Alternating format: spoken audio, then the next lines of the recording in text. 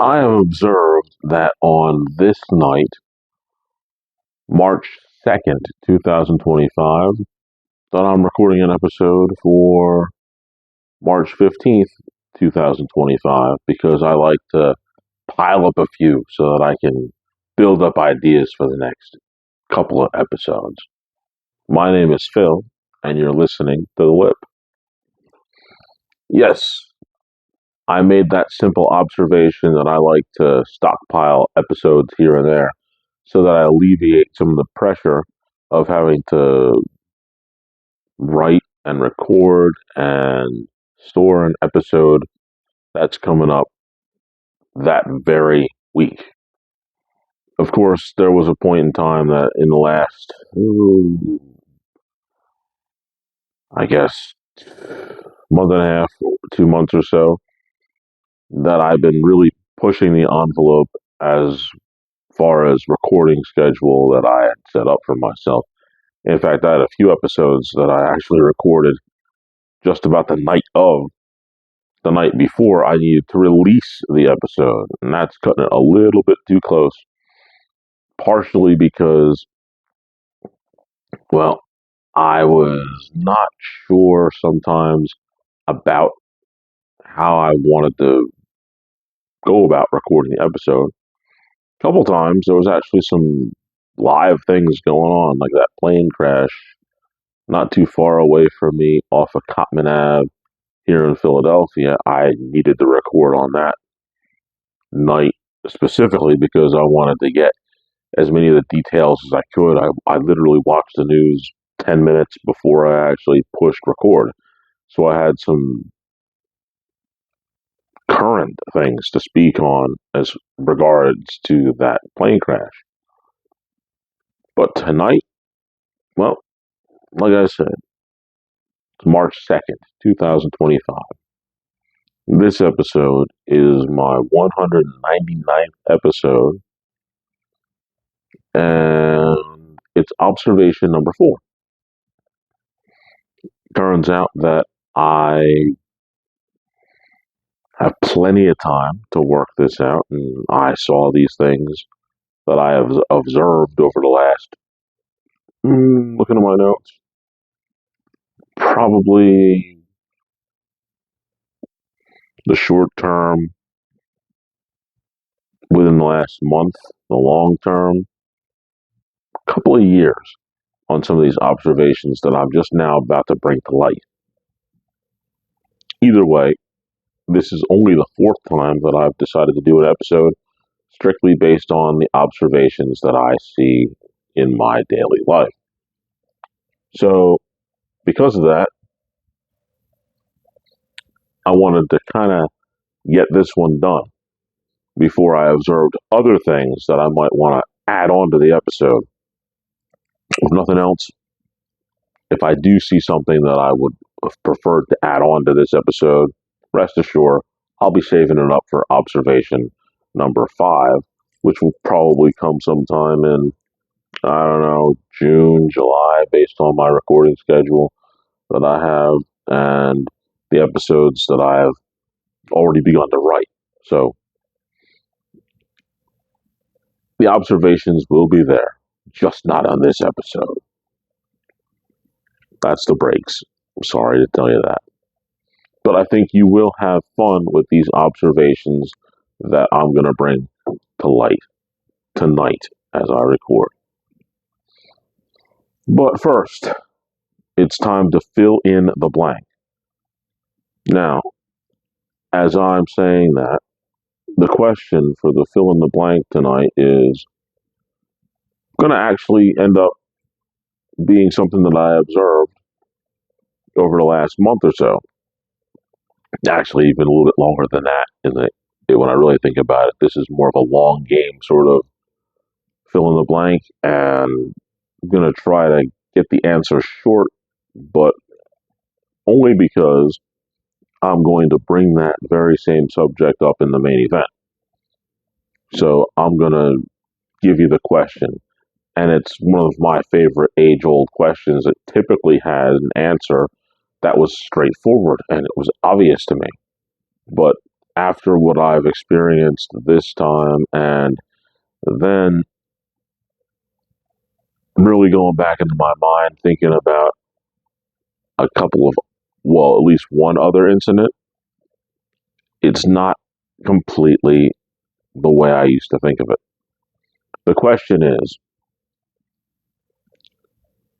does bacon actually make everything better? Typically, my answer was absolutely 100% yes, bacon makes everything better.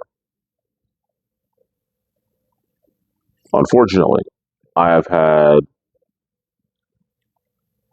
a horrible, horrible, horrible situation that I can honestly say bacon didn't make the situation better. And it is heartbreaking because I would be the person who typically said, well, yeah, there's literally nothing that bacon can't make better. And I'll get into that more in the main event. But the answer to that question, does bacon make everything better? Is actually no. Bacon does not make everything better.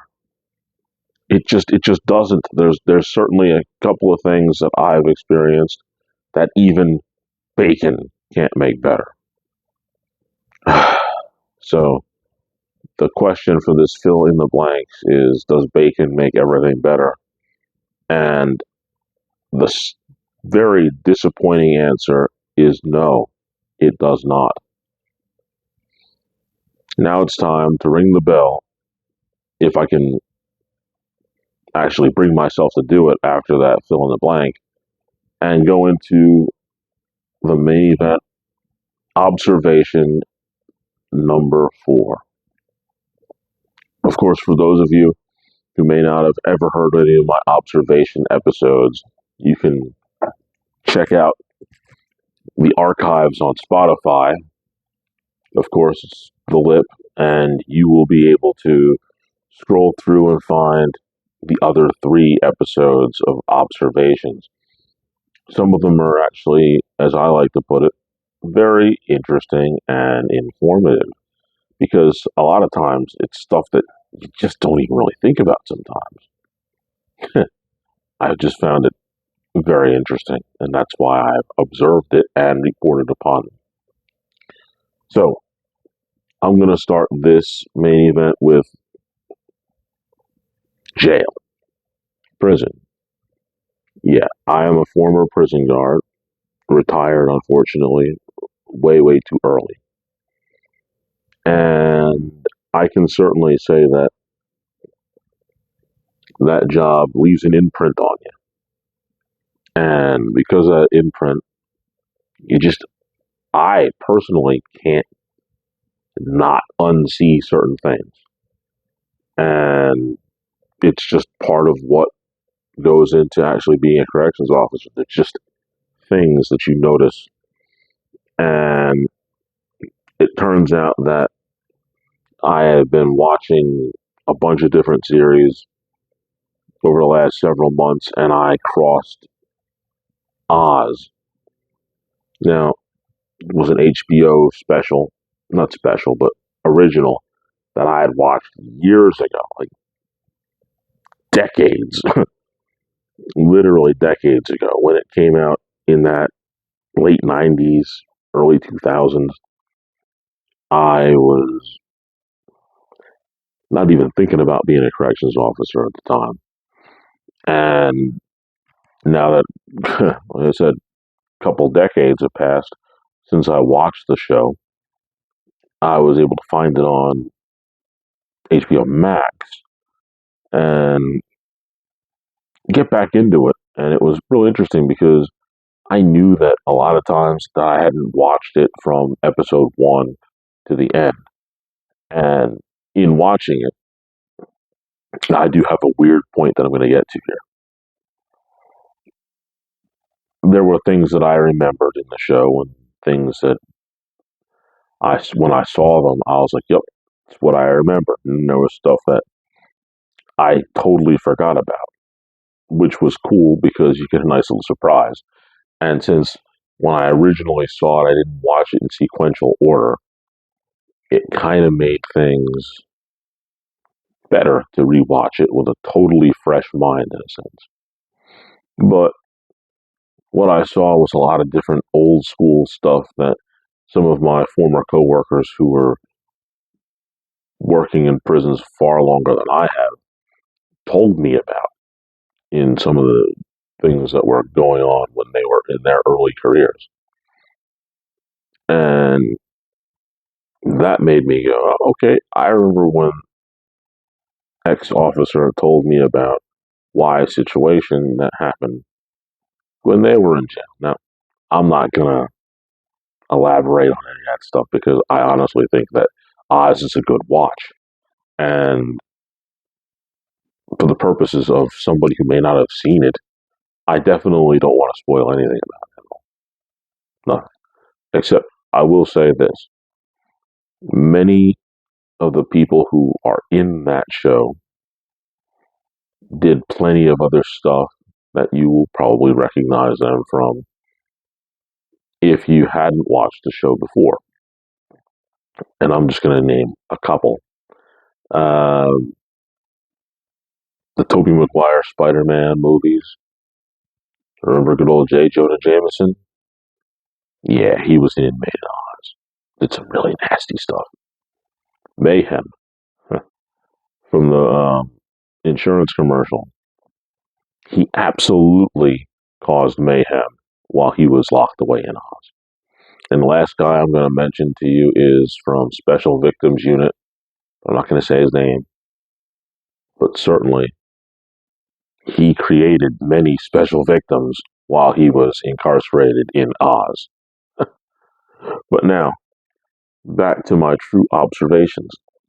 I've made point after point after point where, because of being a corrections officer, I notice little things with people who are walking around and they're being in security.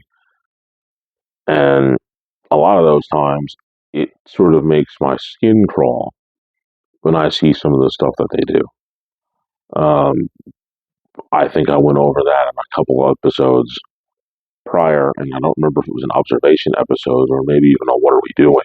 Could have been either one. But I've seen security and just doing stuff that was a little off. And the funniest part about it is I'm trying not to sound all holier than thou because when I first started in corrections in my first couple of months working in a jail, I didn't necessarily have this, what was told to me is the security mindedness, because admittedly, I never worked a security job until I got into the jail. It was the first situation that I was in where I was, and it was extremely necessary for me to be very much concerned about the security of things that are around me and the people who are around me. And the things that I am carrying need to be secured in such a way that I am very much aware of my personal surroundings, like little things that I do just now in general. I just do it on instinct now. I mean, even if I'm in a store and I'm walking down an aisle, I catch myself from times sort of keeping my back towards the edge of the aisle so that no one can really take my back. I do that very frequently. But the other day, I saw another security guard in a very compromised situation. And I don't know if it's complacency or not. It very well could be. It may not be. It could have just been a plain and simple accident. But the security guard was going, where was he? Was he going into a store? Coming out of a store?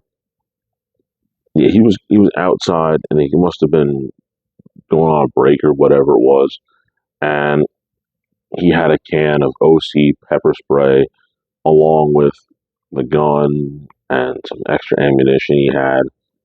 And here I go. This CO1 stuff just sort of clicked in, and I'm observing everything that's around me in general. And I look at him, and I immediately see that his spray is unsecured. And I grabbed his attention and I tried to let him know that you got to just click the thing. He looked around a couple times and he was like, "What? And then he finally looked at it and he saw that his spray was unsecured and he secured it. Fortunately, I noticed it and told him, and I had no bad intentions. I'm not going to go up to him and say, "Ooh, I'm telling your boss because you just let your spray be vulnerable." And somebody could have grabbed it and they would have just pulled it right out. It could have got you in the face before you were able to pull your firearm to stop them. And then they could have grabbed your weapon and done something horrible, thinking 3 steps ahead. But I just tried to make it as simple as I possibly could to not make the situation worse, because there was people who were in the general area, but not so much that I was able to be able to let him know that he had a situation he needed to handle. And fortunately, he was, like I said, it took 2 or 3 times to me to finally get it to him that he knew that he had to realize that he had to secure his spray, but he did it. He got it. And I'm glad he did it. I'm glad he got it because, God forbid, somebody had um, bad intentions. He would have been very vulnerable and it could have led to a problem. It really could have. And I'm just glad that it didn't. From my little observation, he was able to catch it and fix it and move on. No harm, no foul. I do believe that that's something that's just going to stick with me forever. I'm just going to not be able to unsee stuff like that now. It is what it is. And like I said, I went from not really having that mindset to having that mindset. Even if I try to turn it off, it's on overdrive. So I'm going to always observe the security around me because, granted, it's not my job to be the protector of everybody around me. But at the same time, I have this awareness to know that the people whose job it's supposed to be, are they doing it? And if they're not doing it, well, I may have to take matters into my own hands depending on how the situations play out. So you got to kind of pay attention to that stuff. At least I do anyway. Another observation that I've noticed, particularly in the last 5 years, and the different areas that I've lived in Philadelphia over the last 5 years, I have noticed a strong presence of fireworks for every single event. Now, granted, everybody knows this is Philadelphia that I'm living in right now. This is where they signed the, and I'm going to say the definitive piece of paper on July 4th, which created the independence of this country, obviously, the Declaration of Independence. And on the 4th of July, we celebrate that holiday with fireworks. And typically, I get it. Here in Pennsylvania, Philadelphia, you can get the fireworks, and people shoot them off all the time. Now, originally, when I was in New Jersey, it was frowned upon to have your own fireworks. Turns out that here in Philadelphia, that is not the case. And over the 4th of July, while living in Philadelphia for these last, oh my goodness, almost 20 years, better part of 20 years, yeah, better part of 20 years, it seemed like fireworks were still uh, locked in on the 4th of July. Sometimes you'd hear them on Memorial Day, and that was it, at least that I've been able to observe. However, in the last several years, like I said, the last 5 years, between being in the Port Richmond section and out where I am now, more North Philadelphia, it seems like fireworks are just something you use for every holiday, like every single holiday. And it's not overbearing, but it's just different. I remember the first time that I heard the fireworks in this general area, and boom, boom, boom, boom, boom, 4th of July, not surprised. But then I fast forwarded in my mind while I was in Port Richmond and went, you know what? It's like Christmas, and people are using using fireworks. And then I thought about it. It's like, well, yeah, it was 2020, and people probably got the fireworks before everybody had to lock in place, and they had them, so they just used them, and they did it, and that's what it was. Fireworks, fireworks, fireworks. We got them, we're using them. We can't go anywhere because it was 2020, so we'll just fire off fireworks. Now, I've come to discover that the same thing happens here where I'm at, over a little bit more north in Philadelphia. And man, like I said, Christmas, fireworks. Thanksgiving, fireworks. Valentine's Day, fireworks. Well, that's a little bit of a stretch, but I find it very interesting that it seems like almost a lot of holidays, there's people who are just shooting up fireworks. And even a few weeks ago, and like I said, it's March 2nd as I'm recording. And I'm talking about, this is after New Year's Eve, because they used fireworks on New Year's and New Year's Eve, New Year's Day and New Year's Eve. I'm talking about, like, it was like later in January, 20th, almost Groundhog Day. There was just a weekend, it was just Saturday. And that was enough for the people around to go ahead and fire off some fireworks. That's very interesting.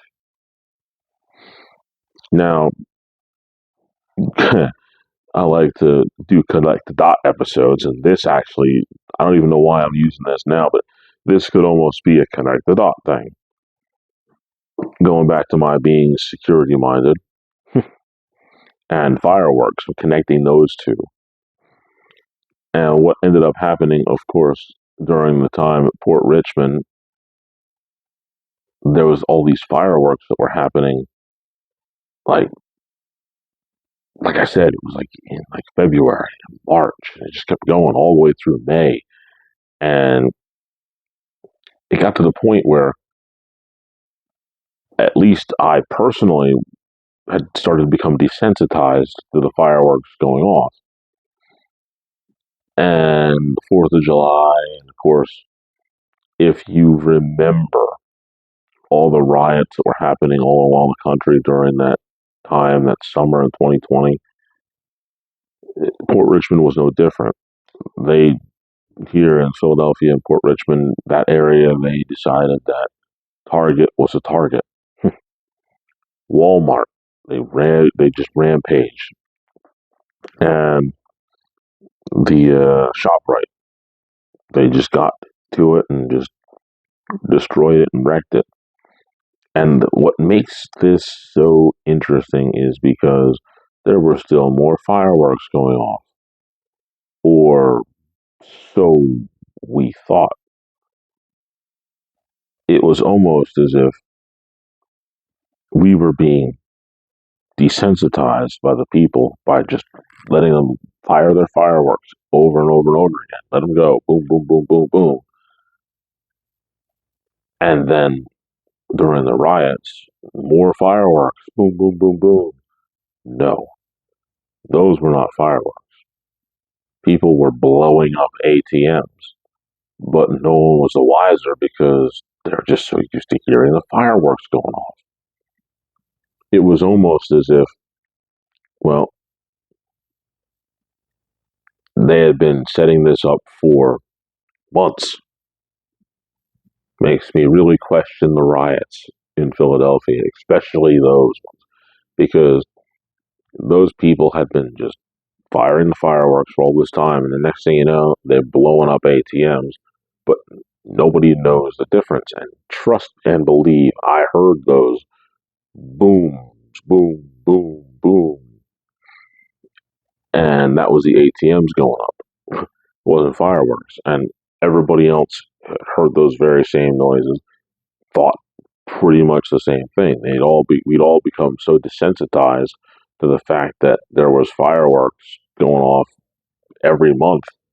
Nobody paid it any attention, but it was actually the people blowing up the ATMs. My observation is, boy, did we all just get set up for that and they just waited? I think maybe we did, and maybe we just fell right into it, and it was the perfect cover for them to go ahead and do that, and they did it. And boy, that one threw me for such a loop. Oh, excuse me. I think it might be time to take a sip of the Dr. Pepper. Nothing beats it, except for maybe Mountain Dew.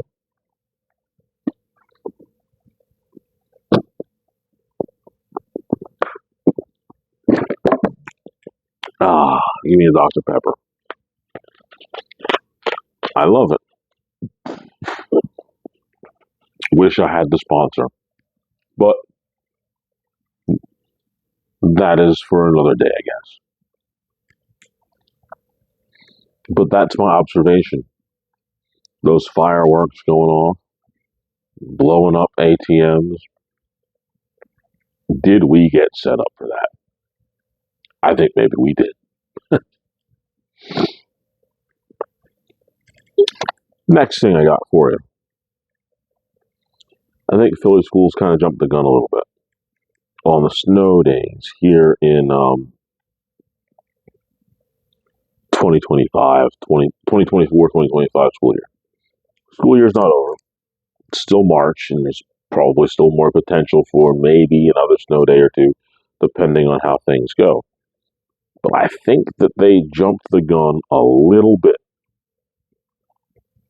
just a little bit on the snow days.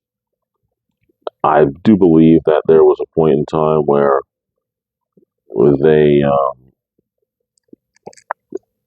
had a snow day this year that was probably not necessary. It was like not quite needed.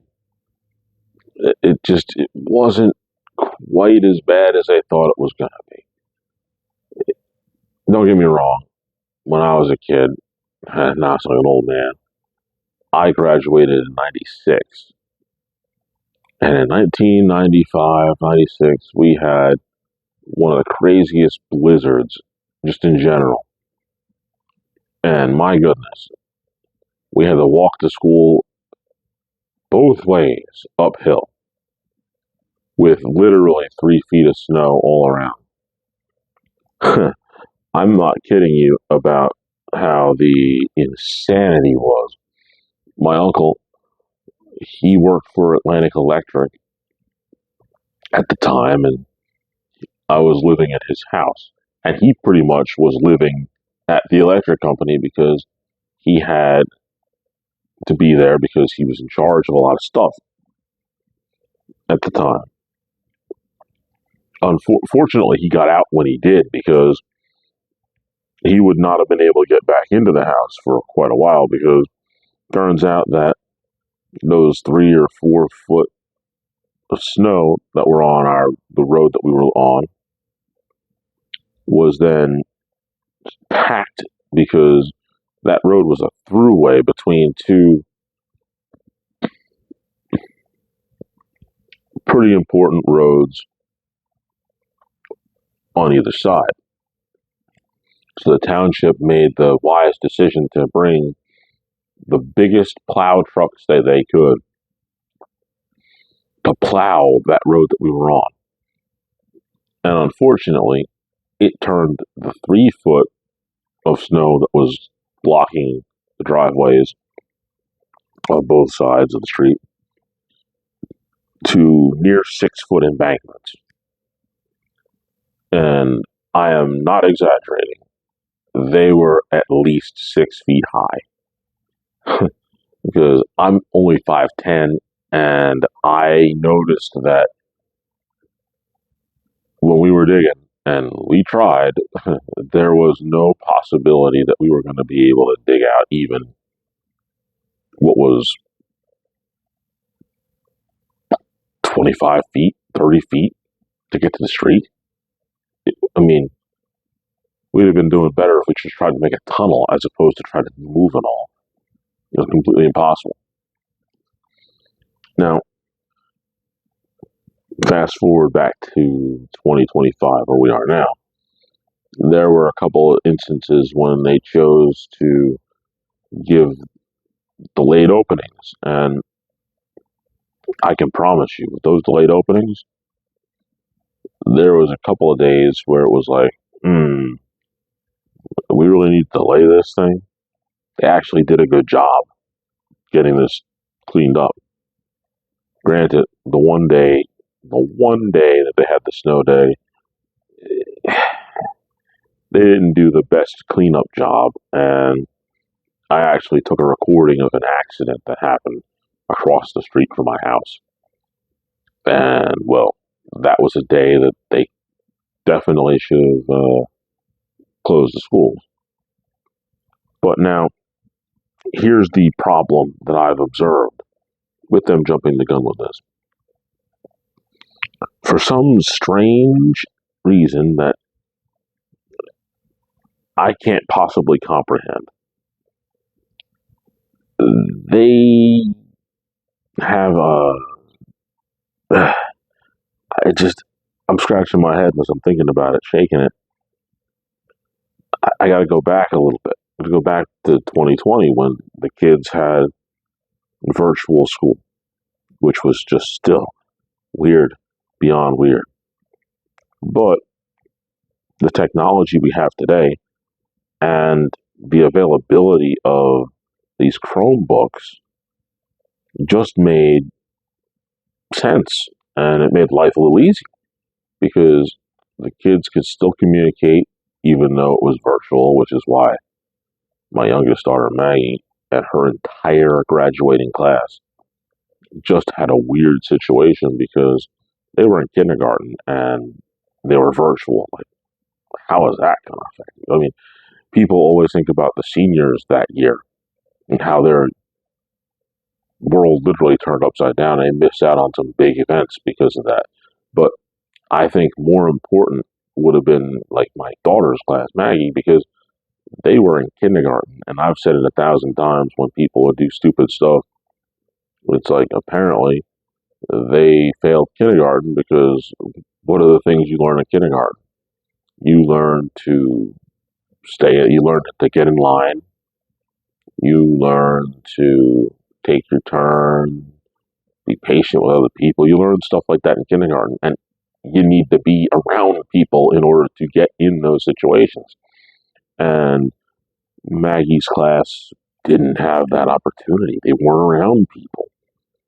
And I think that the social cues you pick up just through the simple observation of just being there sort of made their class, is going to make their class a little different when it's all said and done.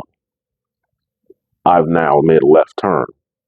Got to get myself back on track with this jumping the gun on the snows, which is where my observations come in. They have the technology to give all the equipment to give all the kids the Chromebooks. They did it in 2020, but for some reason, my daughter's class doesn't have their Chromebooks accessible to them to bring home. Whereas my older daughter, who's in seventh grade, Aurora, her entire class has their Chromebooks to take home. Maybe it's just me, but my observation would be I understand that they have charging ports for my fourth graders' Chromebooks. It just feels like if they think that there's going to be a snow day, that maybe they should just, or the potential for a snow day, they should give the kids their Chromebooks, charge them up at the school at the end, make sure they're all charged, and say, okay, there's a potential snow situation coming, and now we have your Chromebooks. Bring them home with you, and if there is a snow day, we will use the text message system that they have to alert your parents, so that you will then know to go on to the Chromebook and we can do a virtual class for some time so we can count it. Instead, they gave all the fourth graders paper sheets after after the snow day. So they figured, oh, we messed up. These kids don't have anything to do. So it was literally the next day or the day after that that they gave them these sheets that they have with like 5 different lessons, and it says simply on there, for snow days, if there are snow days, complete this part of the packet and then bring it back. And I think to myself, it's a wonderful world. Why are we doing that? We could have just given them the Chromebooks the night before. Here, charge them. Take it with you. Instead, you have these sheets now that you have to now, or the parents have to now keep up with to make sure that the kids don't lose it, so that in the event that there is a snow day, they can take that piece of paper, do the piece of paper, finish it, and then bring it to class whenever class resumes. Whereas my seventh grader has to log in, usually has to do maybe a little bit of work that takes maybe an hour tops, and typically they have until 2 o'clock in the afternoon to finish it, and it's over. There is no complications. It's just done like that. Makes you wonder why they even bothered with the Chromebooks. Because, boy, if I had that technology available, I'm using it. But apparently they just say, hey, we have the technology, but let's not use it. Granted, I understand not using the AI technology that we have or have been developing over the last couple of years. I understand not putting that technology into humanoid like robots and sending them out to betterment of mankind, because that's how Terminators and iRobot situations happen. We don't want any of that. But if it's just to make sure that kids can be efficient in their learning and have it undisrupted for a day, maybe two, if the snow is that bad, I think we can we can work with that. At least it just seems like we should be able to. But I don't know. I never graduated college, and I, maybe it's that those people who are far smarter than me just know better, and I should simply conform to their knowledge and just let it happen the way that they think it should.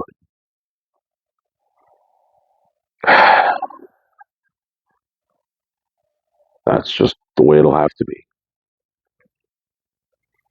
Finally, I'm gonna go into this because it connects to it connects with the fill in the blank.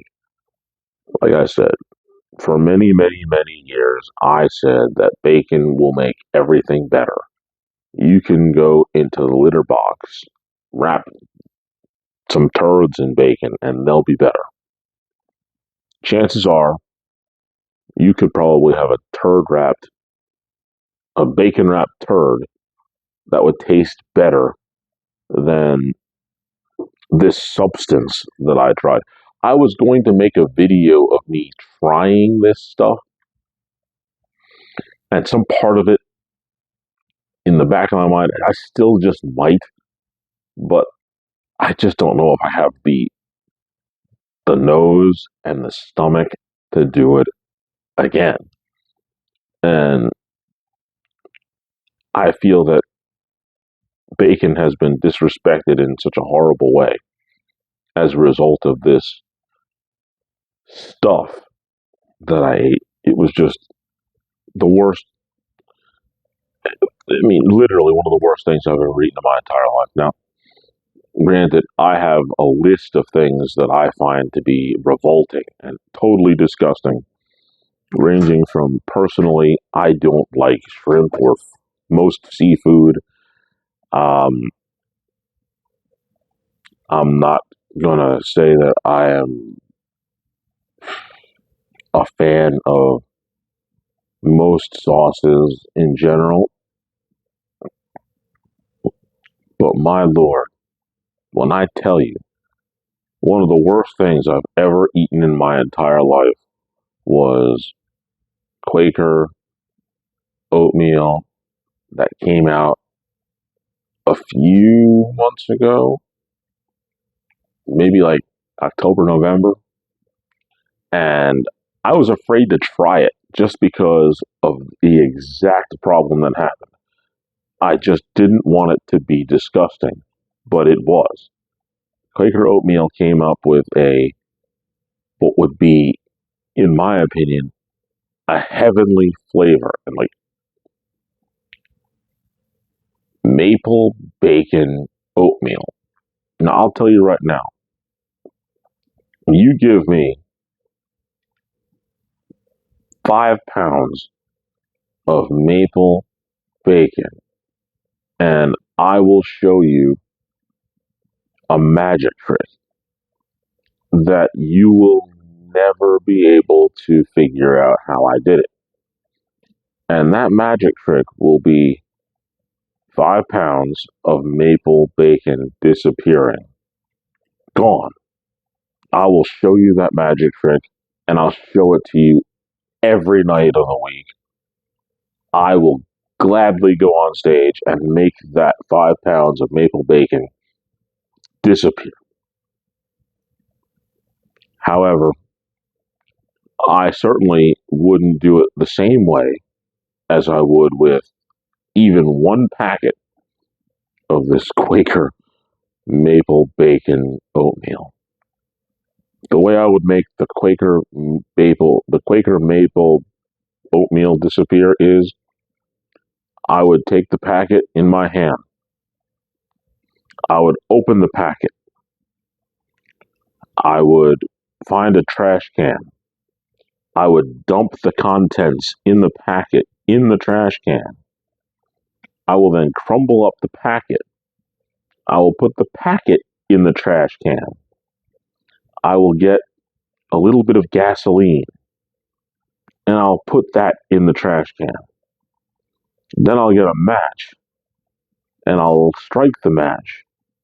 And while the match is struck and it is beginning to burn, I will then take that match and put it in the trash can and watch the whole thing burn. And that's how I would make that maple bacon oatmeal disappear. I'm telling you, upon putting the boiling water into this oatmeal, a smell.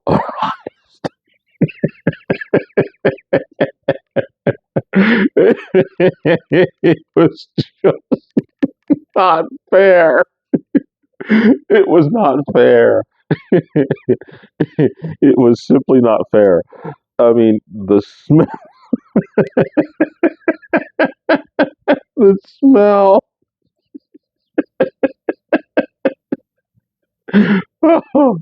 Oh my goodness, the smell. Like,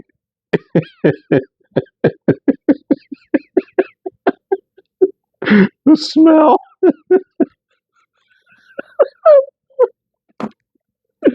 Oh, let me tell you, if I'm in my house and I'm frying maple bacon, that smell, it's got to be what heaven actually smells like. The smell of maple bacon, it literally has to be what it smells like. I mean, it really does. Like, when the pearly gates open up, oh, you just simply smell maple bacon coming out of there. That's the only thing that I can envision. But when you put that boiling water in that packet of maple bacon, this smell is like toxic.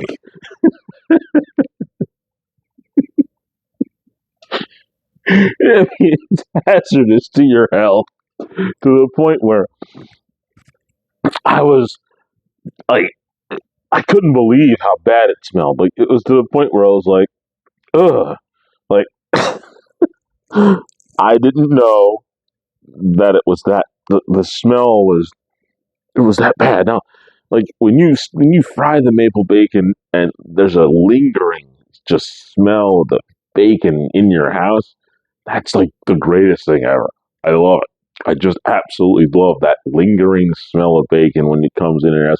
Sometimes I've even walked outside and come back in just so I could smell hit me because I just love that smell.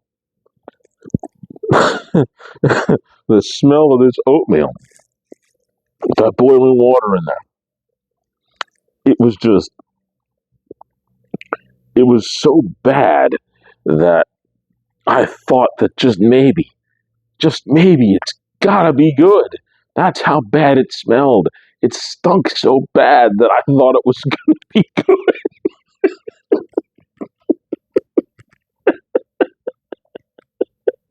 I know that doesn't make any sense, but truthfully, the smell was so bad. I just mentally, I couldn't, I could not grasp the concept of bacon flavored product and bad. Those are just two statements that just don't go together. Like, bacon flavored product, bad. They just it's like two magnets that are just the same pole, so they won't stick together.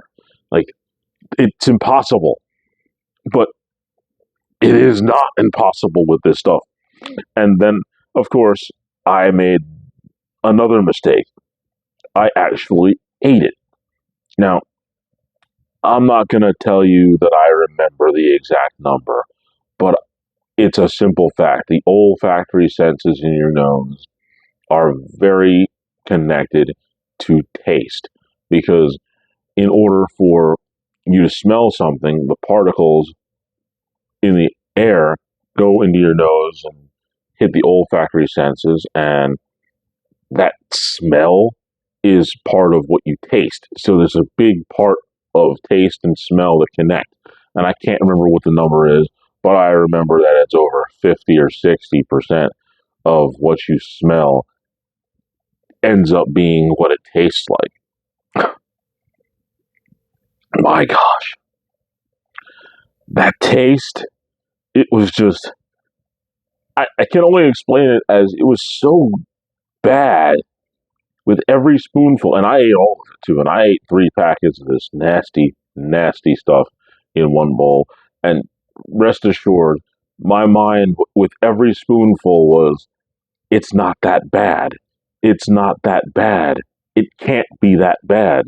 There's no way that maple flavored bacon oatmeal can taste this bad. And I just kept eating it with my mind telling me that it can't be bad. But it was bad. It was terrible. It was like, it was the worst thing I mean, literally, it's top two, top, maybe even at the very worst, top two of things that I've eaten in my entire life of bad food. It makes it to top two, really, and there's a real good chance that it could be number one. And my goodness, this stuff was so disgusting, and the smell was just, it lingered so badly through the house. And I've eaten probably a garbage can full of oatmeal if you added it all up in my lifetime, maybe even two, because I like instant oatmeal.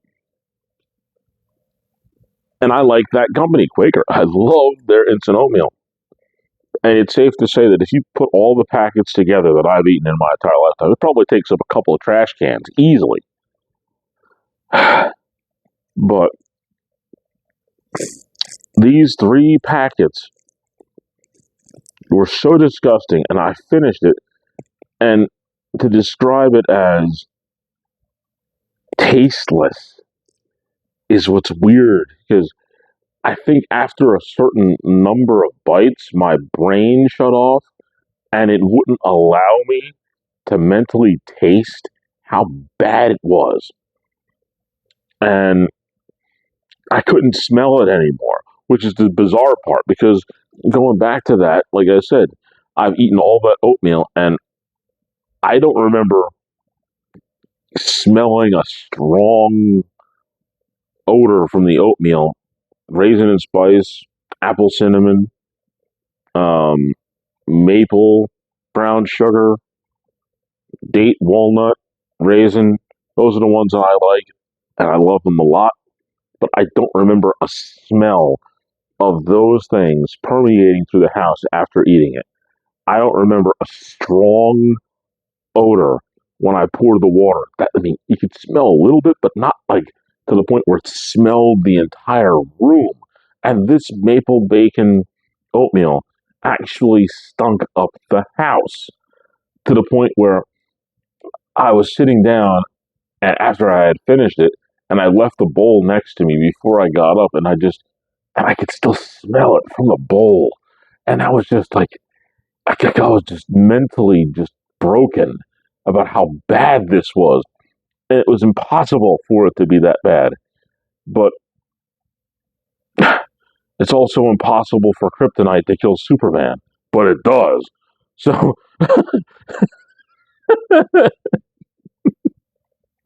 this stuff was just, it was the worst ever. And my observation of the fact that it was so horrible that I believe it was Maggie. Yeah, I'm sure it was. She came downstairs and she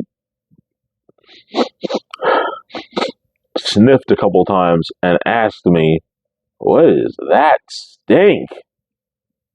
And I was like, "Ugh." I just told her to just take this bowl, put it in the sink, rinse it out, and we'll never speak of it again. I'm not even going to tell you what it is.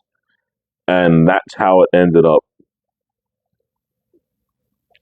And it breaks my heart because my observation has always been for years that nothing that you add bacon to can possibly be bad.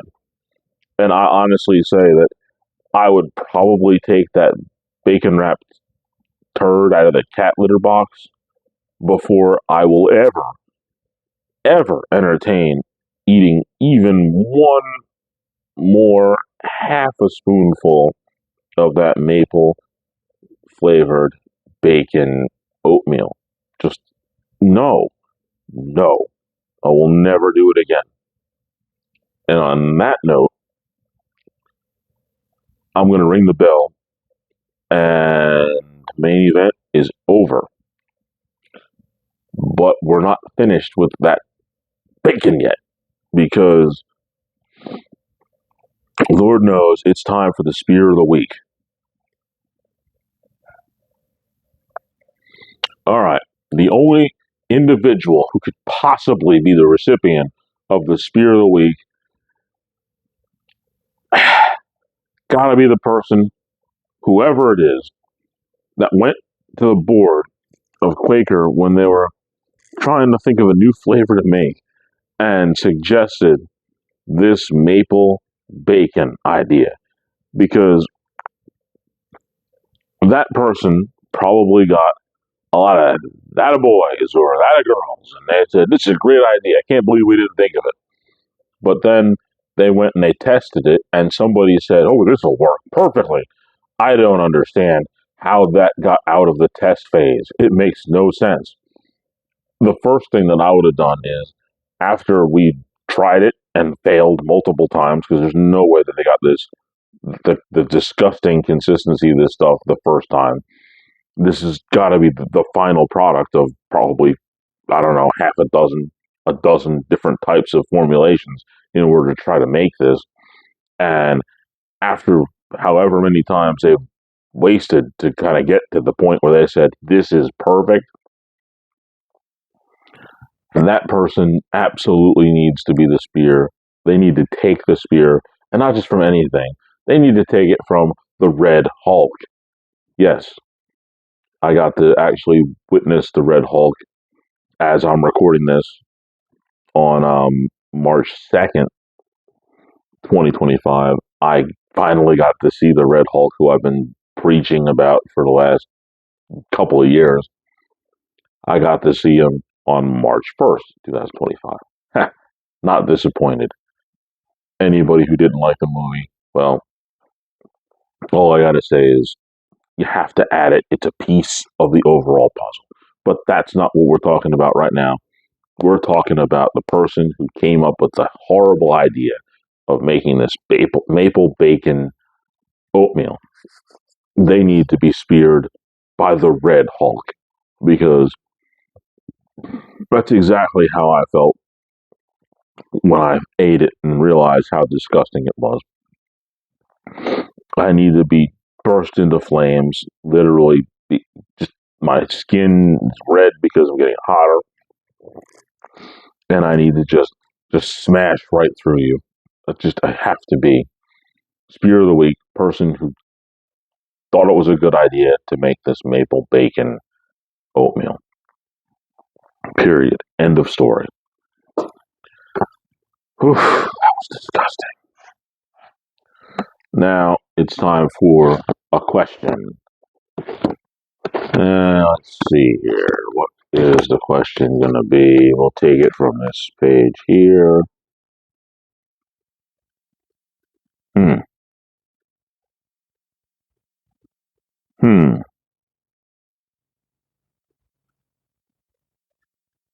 Hmm.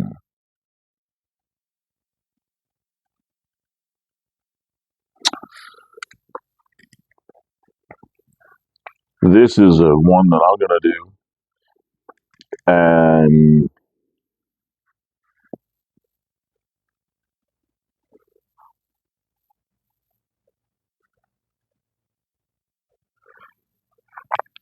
I find it very interesting here. The question that I've got for myself is, what makes a person trustworthy in your opinion? Well, I hate to say this, but what makes a person trustworthy, in my opinion? Well, I happen to believe that Stone Cold Steve Austin may have had it right. 99.99999 times out of 10, DTA is the way I think about most things. Are there people who I trust? Yeah, there are. But at the same time, do I think that those people should trust me fully? I'd like to think that maybe they can, but I honestly believe that if you put your trust in any human being, you're setting yourself up for failure a lot of times. Even yourself. Hear me out. Hear me out. Because there's plenty of times when I personally say, okay, I absolutely have the full intention on doing X. But then when time comes to do X, and I've fully committed to myself to do X, all of a sudden I don't do X. I do Y. Why did I do that? I don't know. I just did. I honestly believe that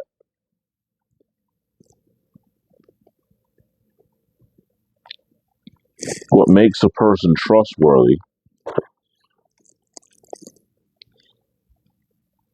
is not fully trusting all the time. I think that if you put all your confidence in a person at times, a person will eventually disappoint you. However, on a positive note, if you have a slight hint of distrust and that person comes through, now all of a sudden you're like, big surprise. Got it. He did it. She did it. I trust him. And you feel better about yourself because it's kind of like the best advice I ever got about money in my entire life. A guy that I worked with when I was at Wawa told me a very simple thing about money. And that is, if you ever loan anybody money, count it as a loss. Some people say it a different way. Some people say, never loan anybody money that you can't afford to lose. It's the same thing. In that same aspect, when it comes to trust, I think that you give people your trust based on the fact that that person is somebody that believes wholeheartedly when you give them that trust that you will get it back.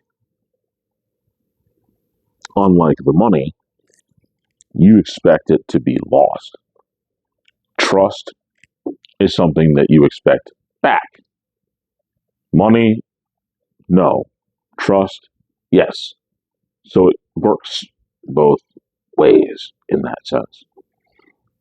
When you trust somebody, that person essentially is trusting you. So you're not necessarily trusting the person, that other person is trusting you. It's a weird, twisted thought process that I have as far as trust goes. But I honestly think that that's kind of how it works. I can't simply put a specific thing to say that what makes a person trustworthy. I mean, I can honestly tell you that I've gotten very, very helpful and good, honest feedback from inmates. And there were times that my coworkers in the Department of Corrections set me up. So, and that's serious. Those are some stories that I may not get around to telling, but I will certainly promise you that there were inmates, convicted felons, who absolutely told me the truth, and sworn corrections officers who threw me under the bus.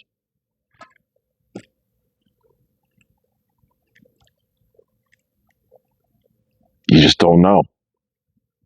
That's why this question is juicy, and I can't really say that there's anything, in my opinion, that makes a person trustworthy. I mean, the person wore the same uniform that I did. The inmate is wearing the Browns here from the Commonwealth of Pennsylvania. And truthfully, I don't want to trust that guy. And I definitely want to trust the person wearing the same corrections officer uniform that I am, but it wasn't always the case. So I can't put my finger on something that makes a person trustworthy. I just can't. But what you can trust is that you can find me on Instagram at Philip Henderson 5102. You can also trust the fact that I'm looking for one more person to join us on our Facebook group, the LIP group. Join us. There's room for one more. That's an absolute fact. And on YouTube, I need more subscribers. People, subscribe to at Phil the Lip on YouTube. It's where you can find this show and where you will find other little videos that I post from time to time. Let me talk to you about this painting that you see in front of you. I call it full color spread. Full color spread. And that's pretty much what it comes down to. I painted this entire canvas with a light blue, and then I went and did what I like to call as my spread technique, where it is what it is. I just spread the paint all over, but I used the entire canvas, made it blue, and I spread off of that, where other times I just leave it white and I do my spread. But this time I chose to make it blue and just sort of work from there. That's kind of how that one works.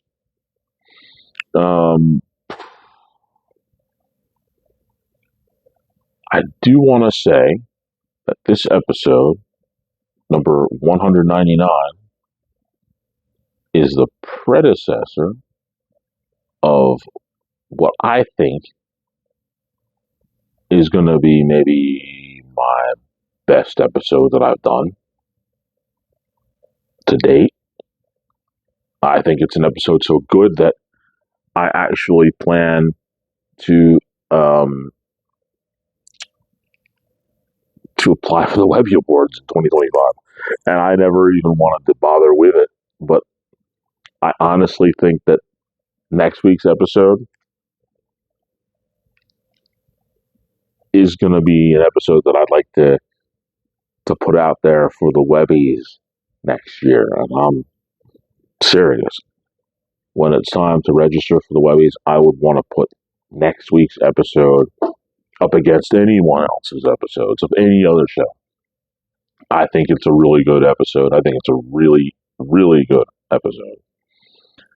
And it is an episode that was a year in the making.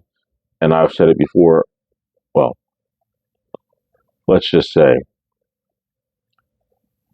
if I didn't have every single second between the time that I initially wanted to do the show that's coming up next week and all the way up until I hit stop on that show, it would not have been as incredible as it was. And it's going to be my 200th episode. Just makes it so much better. The whole thing comes together very well. And that is the show that I've done with the person I call the artist, Yolanda Houston. I'm extremely excited to get this show out there in the open, and it comes at the perfect time. You need to listen to that show. If you don't listen to any more of the shows I ever do from this point on, you've got to listen to The Artist, which is coming out on March 22nd. The date is. Yep, March 22nd. That's the episode that I do the show with the artist, Yolanda Houston. Like I said, I think it's good enough where I'm actually going to apply for the Webby Awards based on that episode. Nothing else. The strength of nothing else except for that episode. But I'm not going to be alone with this now. I'm working on potentially another guest. But based on the way that the artist episode came out, I'm going to be very, very patient and get everything together and let it play out, because I don't know if it's going to be anywhere near as good as the one with the artist, but I can promise you that I'm not going to try to do this show and not take every second necessary to make it as good as it can be. Because, perfect example, this one came out incredible. But don't get me wrong, all the other ones that I had guests with, they were good. They were times just right. But man, this one, the timing, the situation, everything about it was spot on. It's perfect. I couldn't have asked for any elements to have worked any better. Can't wait. Can't wait. But on that note, it is time for the words of wisdom for this week. And the words of wisdom they're interesting, I think. Yesterday will never be the same as today. And it simply never will. Every yesterday that goes past is never going to be the same as every today. It's really the truth. One more time. Yesterday is never going to be the same as today. And it never will. And all I can say is, you never want it to be. But as for now, my name is Phil, and you've just listened to The Lip.